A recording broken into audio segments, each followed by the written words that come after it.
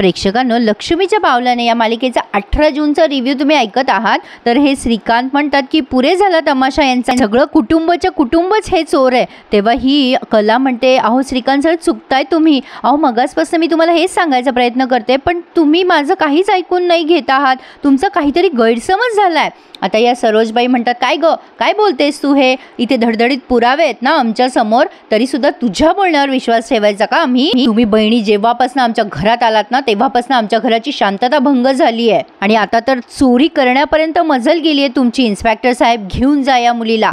आता खूप केविलवाणा चेहरा केलाय या खरेबाईंनी। प्रेक्षकांनो, आजचा भाग खूप जबरदस्त आहे, त्यामुळे शेवटपर्यंत बघा आणि रिव्ह्यूला लाईक करायला आणि माझं चॅनल सबस्क्राईब करायला विसरू नका। आता हे इन्स्पेक्टर साहेब म्हणत असतात, घेऊन जा या मुलीला। या खरेबाई खूप रडतात आणि म्हणतात, अहो माझी लेक असं नाही करणार हो, तिने नाही केलंय असं सगळं विहीनबाई, अहो आबाजी विश्वास ठेवावा आमच्यावर। आता हे कलाचे वडील म्हणतात, खरं बोलतोय हो इन्स्पेक्टर साहेब, आम्ही चोर नाही आहोत, हातावर पोट घेऊन जगणारी माणसं आहोत, गरीब आहोत, पण चोरी नाही करणार हो माझी लेक। ते इन्स्पेक्टर म्हणतात, गप्पा बसा, आमच्या कारवाईमध्ये आडकाठी केली तर तुम्हाला पण अटक करू आम्ही। कलाचे वडील म्हणत असतात, माझ्या पोरीचं आयुष्य बर्बाद होईल हो, असं नका करू। काजल ओरडत असते, मी काही केलेलं नाहीये। तेव्हा कला मोठ्याने ओरडते, थांबा, आणि ती अद्वैतच्या समोर जाते आणि म्हणते, चांदेकर अरे तू तरी सांग ना सगळ्यांना, अरे तुझी नजर पारखी आहे ना, सांग ना सगळ्यांना की काजल असं नाही करू शकत म्हणून। अरे आपल्यात किती जरी वाद असले तरी मी तुला ओळखते आणि तू मला ओळखतो, अरे मी तुला कधीही एखादी गोष्ट असंच नाही सांगणार रे, जे चूक आहे ते चूक, जे बरोबर आहे ते बरोबर, असंच म्हणते ना मी नेहमी। जेव्हा चूक असते ना तेव्हा आपलं परक असं भेदभाव नाही करत रे मी चांदेकर, अरे केवढ्या विश्वासाने सांगते मी तुला, आता तरी बोल ना चांदेकर, अरे सगळ्या गोष्टी तुला बोलायचं असतं ना, आता तरी बोल ना, सांग ना त्या इन्स्पेक्टरला की माझी बहीण निर्दोष आहे, नाही रे काजलने चोरी केली प्लीज। पण अद्वैत मात्र उलटच बोलतो, तो म्हणतो, इन्स्पेक्टर साहेब सीसीटीव्ही मध्ये दिसतंय क्लिअर की तिनेच त्या अंगठ्या घेतलाय आणि ते सगळं आपल्याकडे फुटेज आहे, त्यामुळे तुम्ही जो कोणी दोषी असेल त्याच्यावर योग्य ती कारवाई करा, असं अद्वैत बोलल्यानंतर या कलाच्या तर पायाखालची जमीन सरकली आहे, तिला खूप वाईट वाटलंय, तिच्या डोळ्यातून टचकन पाणी आलंय। आता हे इन्स्पेक्टर काजूला घेऊन जातात आणि हे सगळेजण दयेची भीक मागत असतात, अहो काहीतरी करा, पण कोणी या गरिबांकडे लक्ष देत नाही बिचाऱ्यांकडे, सगळे नुसते बघत राहतात, पैसेवाल्यांचा जमाना आहे, काय बोलणार। आता इथे या चौकीवर गेल्यावर ते इन्स्पेक्टर म्हणतात, टोपी काढ म्हटलं ना तुला। आता काजल म्हणते, टोपी कशाला साहेब, पण काजल आता बिचारी गरीब होऊन बसलीये तिथे, टोपी काढते, आता काय करणार। काजलला नाव विचारतात ते, काजल पूर्ण नाव सांगते, मग आता ते पोलीस म्हणतात, जसं नाव डिटेल मध्ये सांगितलं ना तसं पूर्ण सांग डिटेल मध्ये, का चोरी केली, तुझाही ताप वाचेल आणि माझाही ताप वाचेल। काजल म्हणते, अहो खरं सांगते साहेब, मी कशाला चोरी करेल, आपण आयुष्यात कधी चोरी केली नाही आणि यापुढे पण करणार नाही। अद्वैत कला तिथे आलेले आहेत सगळेजण। आता ते इन्स्पेक्टर म्हणतात, अच्छा आपण तुझ्यासोबत आणखीन कोण कोण लोक इन्व्हॉल्व आहेत ते सांग। आता काजल म्हणते, अहो साहेब नाही हो, अरे आपण नाही केली आहे चोरी, तेच तर आपण बोलतोय तुम्हाला, वेगळं का बोलताय तुम्ही साहेब। इन्स्पेक्टर म्हणतात, अगं वेगळं तू बोलतीयस, मी नाही बोलत आहे, मी विचारलेल्या प्रश्नांची खरी खरी उत्तरं दे, नाही तर आमच्या कॉन्स्टेबलला सांगून सगळं खरं बाहेर काढेल मी। काजल म्हणते, अहो साहेब मला नाही माहिती त्या अंगठ्या कशा आल्या माझ्या बॅगेत। कलाला तिच्या बहिणीची ज्या पद्धतीने चौकशी होते ते बघून प्रचंड संताप येतोय आणि रडू पण येते। आता मात्र ती अद्वैतला म्हणते, चांदेकर मला तुझ्याकडनं ही अपेक्षा नव्हती, तुला तर चांगल्या वाईटाची जाण आहे ना रे, मग माझी बहीण निर्दोष असून सुद्धा आज ती पोलीस स्टेशन मध्ये, पोलीस माझ्या बहिणीची चौकशी करताय आणि तुला काहीच फरक पडत नाहीये का। मग त्या सरोजबाई येतात मागून आणि म्हणतात, काय ग एक मिनिट, माझ्या मुलाला का बोलतेस ग तू, जे काही करायचं ना ते तुझ्या बहिणीने केलंय आणि त्याची शिक्षा तिला मिळणारच। गुन्हा करताना तिने विचार केला होता का, मग आम्ही कशाला तिचा विचार करायचा। मग आता कला छान उत्तर देते त्यांना, अहो सरोज मॅडम तुम्ही चुकतायत, तुम्हाला सुद्धा चांगल्या वाईटाची जाण आहे आणि तुमचेच संस्कार आहेत ना अद्वैतवर, माझा विश्वास आहे की काय खरं आहे काय खोटं आहे हे ओळखण्यात तुम्ही चुकणार नाही। पण मला सांगा मॅडम, अहो तुम्हाला या बाबतीत एकदाही नाही वाटलं की माझी बहीण निर्दोष असू शकते म्हणून। मला मान्य आहे आपल्याकडे सीसीटीव्ही फुटेज सापडलंय, पण तिच्या बॅगेत अंगठ्याही सापडल्यात, नाही पण तिने चोरीच करायची असती तिला तर तिने कशाला अंगठ्या बॅगेत ठेवल्या असत्या। मी सांगते ना तुम्हाला काहीतरी गडबड आहे, मी हे एकदा नाही 17 वेळेला सांगेल की माझी बहीण चोर नाहीये, जोपर्यंत माझी बहीण इथून निर्दोष बाहेर पडणार नाही ना तोपर्यंत माझं मत बदलणारच नाहीये। तर ही बाई म्हणते, खूप बोललीस तू, हे बघ चूक आमची नाहीये, चूक तुझ्या बहिणीची आहे, आणि तसंही ती गुंडगिरी करत फिरतच असते ना, अख्ख्या कोल्हापूरमध्ये गुंडगिरी करत फिरत असते ती, सगळ्यांना माहितीये, तिला पैसे हवे होते म्हणून तिने चोरी केली आहे आणि पकडेपर्यंत चोरी करणं हा अत्यंत सोपा मार्ग आहे पैसे मिळवण्याचा, हे सगळ्यांनाच माहिती आहे। मला एक सांग, कुठल्या बेसिसवर तुझ्या बहिणीची बाजू घेतेस ग तू? कला म्हणते, अहो मॅडम, तिला जर पैसे हवे असते ना तर तिने माझ्याकडे मागितले असते. तुमचा कोणाचा विश्वास असो वा नसो, पण मला माहिती आहे माझी बहीण निर्दोष आहे. ती असं कधीच करणार नाही. ज्या दिवशी मी हे सगळं सिद्ध करेल ना त्या दिवशी मी तुमच्या सगळ्या प्रश्नांची उत्तरं देईन. तुम्ही सगळे काहीही म्हणा, CCTV फुटेज सापडलं असो किंवा अंगठ्या सापडल्या असो, पण माझी बहीण असं नाही करणार म्हणजे नाही करणार. माझा तिच्यावर पूर्ण विश्वास आहे.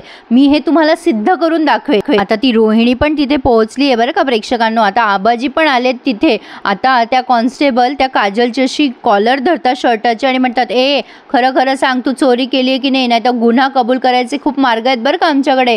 काजल खूप रडत असते आणि म्हणत असते, अहो मी काही केलेलं नाही आहे हो मॅडम, मी खरं सांगते तुम्हाला. ते कॉन्स्टेबल चक्क काजूवर दमदाटी करताय. आता मात्र या खरेबाईंना खूप त्रास व्हायला लागलाय. त्या म्हणतात, अहो कोणीतरी दया दाखवा, माझी काजू अशी नाही आहे हो आबाजी. अहो आमची काजू मोकळ्या स्वभावाची असली तरी ती चोरी नाही करणार हो. मी अंबाबाईची आण घेऊन सांगते, कोणीतरी दया दाखवा हो माझ्या पोरीवर. पैसेवाले लोक आहेत, नुसता तमाशा बघताय. आता शेवटी कला पण हात जोडते आणि म्हणते, मी रिक्वेस्ट करते तुम्हा सगळ्यांना, थांबवा हे सगळं. माझी गुंड्या माझी शपथ घेऊन खोटं नाही बोलणार हो कधी. आबा अहो खरं सांगते मी, माझी काजल नाही चोरी करणार कधी. आता आबांना जरा दया येते आणि ते म्हणतात, थांबा इन्स्पेक्टर, जे झालं ते पुरे झालं, आता थांबवा हे सगळं. ते पोलीस म्हणतात, अहो आबा, अहो माल समोर आहे, गुन्हेगार समोर आहे, तुम्ही आता का केस मागे घेताय? मग हे आबा म्हणतात, हे बघा ती गुन्हेगार नाहीये आणि ती माझ्या सुनबाईची बहीण आहे. माझ्या सुनेची खात्री आहे की तिने चोरी नाही केली आणि माझी पण खात्री आहे या पोरीने अजिबात चोरी केलेली नाहीये. मग आता लगेच ती रोहिणी मध्ये बोलायला जाते, डॅड तुम्ही.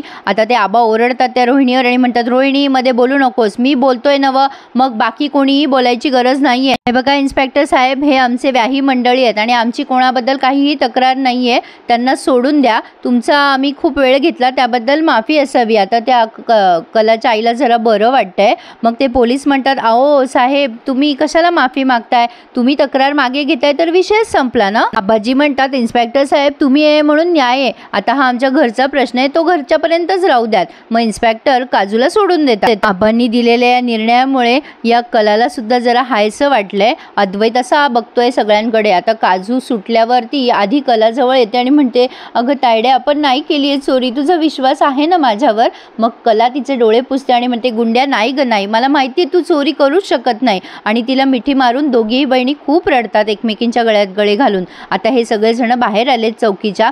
अद्वैत त्याच्या गाडीत बसून आलेला आहे यांच्या समोर. आबा म्हणतात की थांब अद्वैत, सुनबाईचे आई बाबा निघाले, त्यांना घरला सोडावं लागेल. अद्वैतची काही इच्छा नसते. अद्वैत म्हणतो, पण आबा. आता आबा म्हणतात, अरे व्याही मंडळी येते, थोडंफार जपावं लागतं, माणुसकीचं नातं आहेच ना बाबा. आता अद्वैत गाडीची काच खाली करतो तेव्हा कला अद्वैतला छान उत्तर देते. कला म्हणते, आजोबा राहू द्या, पहिल्यांदा माझ्या आई वडिलांना पोलीस स्टेशनला यावं लागलं, त्यांची काही चूक नसताना माझ्या बहिणीवर चोरीचे आरोप केले, त्याच माणसांचे उपकार मी कसे घेऊ? इतरांनी संशय घेतला तेव्हा मी काही बोलले नाही, पण माझी अपेक्षा होती की एक माणूस तरी माझ्या बाजूने राहील, कारण त्याला चांगल्या वाईटाची जाणीव आहे, हिऱ्यांची पारख तोच चांगलं करतो, अशी आशा होती मला. पण ठीक आहे, माझी अपेक्षा चुकीची ठरली आहे. त्याला माझ्या आईवडिलांवर विश्वास नाही आहे, त्याने माझ्या बहिणीचा अपमान केला. ठीक आहे, मला त्याचे उपकार नको आहे आणि मी आहे माझ्या आईवडिलांची काळजी घ्यायला, माझ्या बहिणीची काळजी घ्यायला. त्यांच्या बाबतीत जर काही चुकीचं घडत असेल तर मी गप्प बसणार नाही आहे. आणि आजोबा तुम्ही खरंच निघा. गुन्ह्याची झळ सहन करणं खूप सोपं आहे, पण खोट्या आरोपाची झळ माणसाचा स्वाभिमान जाळून काढते आणि आमच्यासारख्या सामान्य माणसाकडे तोच स्वाभिमान असतो आणि मी तो गहाण ठेवणार नाही. मी माझ्या आई वडिलांचा आणि बहिणीचा स्वाभिमान असा जाऊ देणार नाही. मी उभी आहे त्यांच्या मागे ठामपणे. अद्वैत लगेच गाडी पुढे नेतो. तर आता या कलाचे आई वडील घरी पोहोचलेत आणि घरी पोहोचल्यानंतर त्यांना खूप मोठा धक्का बसलाय बिचाऱ्यांना या सगळ्या प्रकरणाचा. सगळे तिघही जण हे अगदी निशब्द झालेले असतात. काजूला तर तोच प्रसंग आठवतोय, काय झालं सगळं पेढीमध्ये, कसे तिच्यावर आरोप लागले. आता ती तिच्या आईच्या गळ्यात पडून खूप रडते आणि म्हणते, अगं आई मी नाही चोरी केली आहे, अगं आपण खरंच चोरी नाही केली आहे, तुझा विश्वास आहे ना माझ्यावर? मग त्या म्हणतात, रडू नकोस काजू, अगं मला माहिती आहे बाळा तू चोरी केली नाहीये म्हणून. हाच विश्वास तिचे वडील पण तिच्यावर दाखवतात. ते म्हणतात, काजू अगं असे काळे ढग येतात आणि निघून जातात, आपण गळून जायचं नाही बाळा. काजू म्हणते, आई खरंच तुझी शपथ, बाबांची देवाची शपथ आपण नाही चोरी केली आहे. आता काजूची आई म्हणते अगं हो मला माहिती आहे माझी काजू नाही वागणार चुकीची बाळा, ती कशाला चोरी करल, नाही करू शकत चोरी. अगं आमच्या दोघांचा विश्वास आहे तुझ्यावर बाळा. खरंच प्रेक्षकांनो, आई वडिलांचा विश्वास हा सगळ्या जगाच्या पेक्षा वेगळा असतो नाही.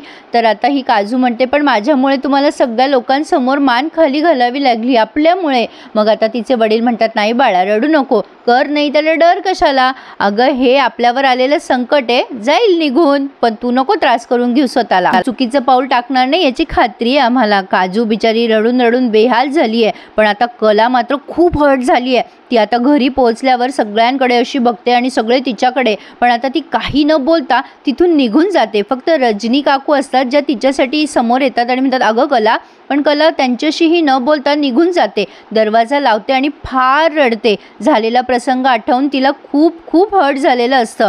आता ती मनात खूप छान विचार करते प्रेक्षकांनो. कला मनात विचार करते गुंड्या आज हे काय झालं ग तुझ्या बरोबर, कारण नसताना तुला चोर म्हणून उभं केलं सगळ्यांसमोर, आणि आई बाबांचा तर अपमान झाला. लेकीच्या सासरी पुन्हा एकदा अपमान झाल्यावर काय अवस्था होते. स्वतःचा स्वाभिमान जपण्यासाठी माझे आई वडील काय काय नाही करत. बाबाला त्यांच्या तब्येतीला मिसळीचा स्टॉल पण झेपत नाही, तरी सुद्धा पैसे मिळवण्यासाठी ते हातगाडी ओढतात भर उन्हात. आईने तर मुलीला सासरी कोणी बोलायला नको म्हणून राहतं घर गहाण ठेवलं. अशा माणसांच्या मनात चोरीसारखा विचार येईल तरी कसा. तरी पण त्यांच्यावर घाणेरडे आरोप झाले.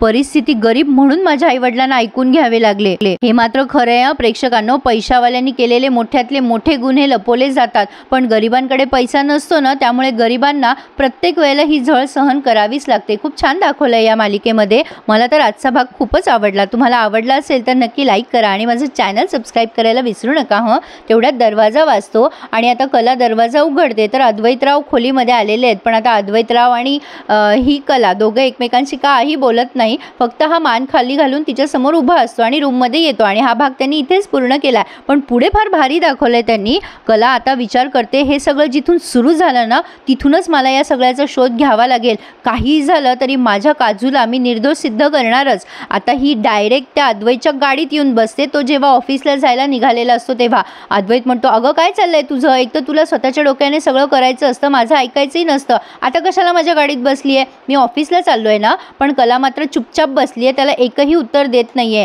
त्यामुळे आता अद्वैतच्या लक्षात आलंय की कला पेटून उठली आहे. मजा येणार आहे पुढे बघायला. तर कसा वाटला भाग कमेंट करून कळवा. आणि हो चॅनल सबस्क्राईब करता आहात ना, नक्की सबस्क्राईब करा आणि तुमच्या फ्रेंड्सला शेअर करायला विसरू नका. धन्यवाद.